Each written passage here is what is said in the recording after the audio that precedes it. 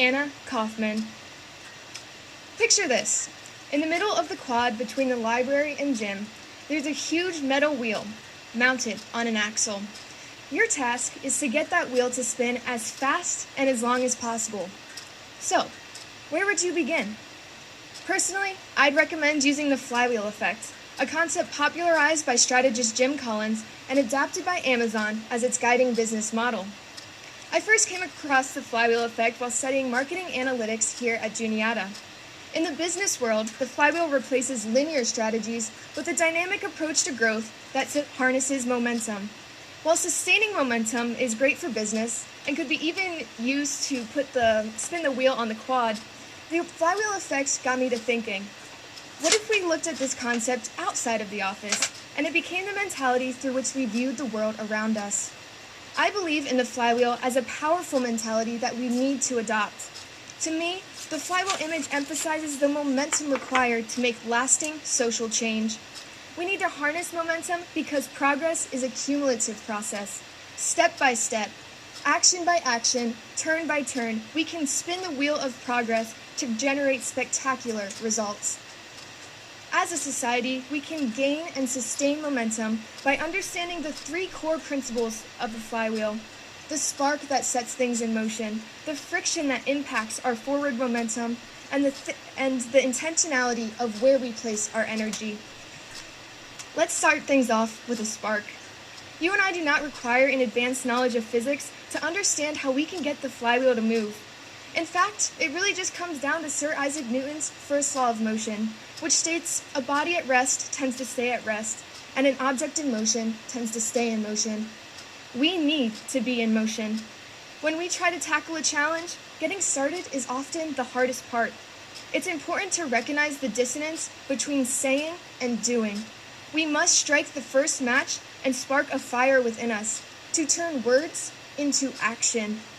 The flywheel mentality is burned in the forefront of my mind, though that was not always the case, nor did I really have a name for it at the time. December 2007, 7th grade, I watched as America elected, for the first time, an African-American president.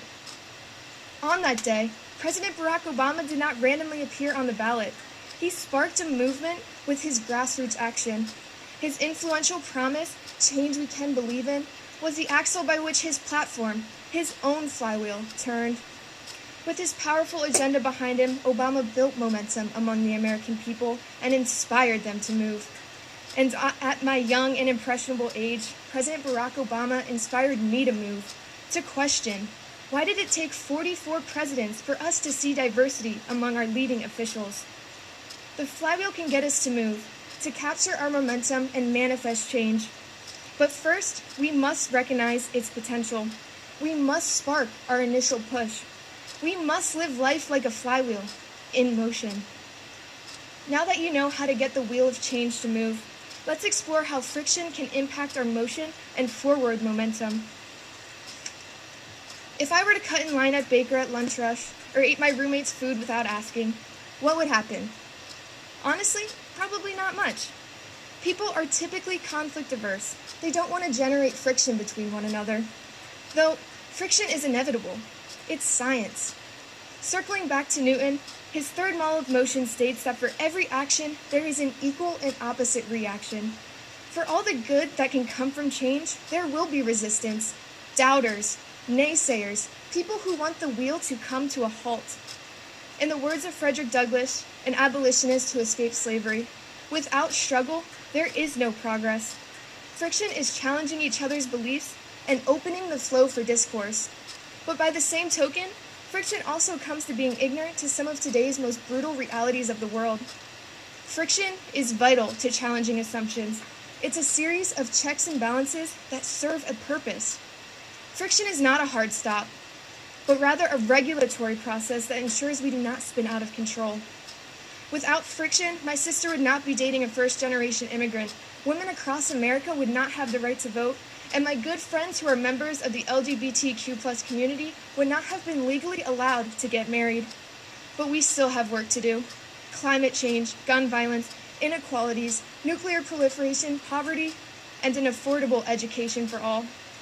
These things all create friction. but the flywheel is designed to handle lasting social change. I've told you there needs to be a spark to get the wheel in motion.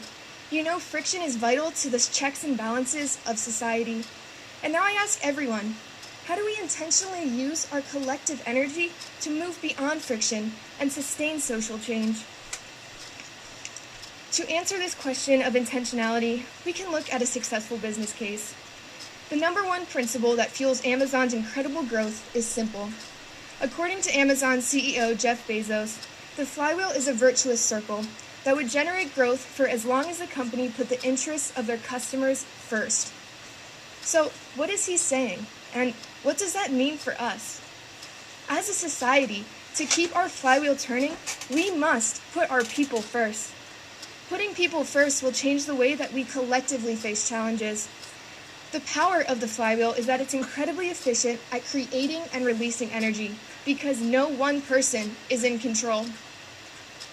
So let's go back to that flywheel on the quad. To get it to move as fast and as long as possible, think about the flywheel mentality. So you start with a push, but your effort goes unnoticed. You push again with great effort, and the wheel inches forward.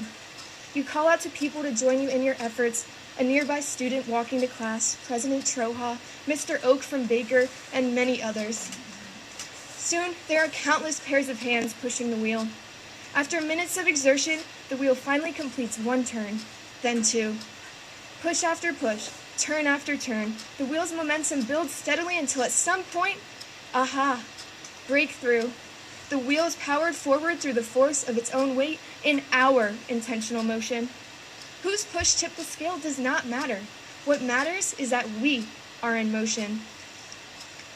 I believe that living with a flywheel mentality enables us to harness and understand the energy we need to propel our society and world forward. We must break away from our rigid viewpoints and challenge ourselves to view the world dynamically. No matter how long it takes, no matter the resistance we face, and no matter how dramatic the end result, no average to awesome or good to great transformation happened in one fell swoop. There is no single defining action and no wrenching revolution. Each turn appears small and trivial initially, but creates the opportunity to move towards more ambitious results. As more and more results accumulate and more people throw their weight behind the wheel, momentum builds. It only takes one person to start a movement, but it takes all of us to sustain momentum required for change.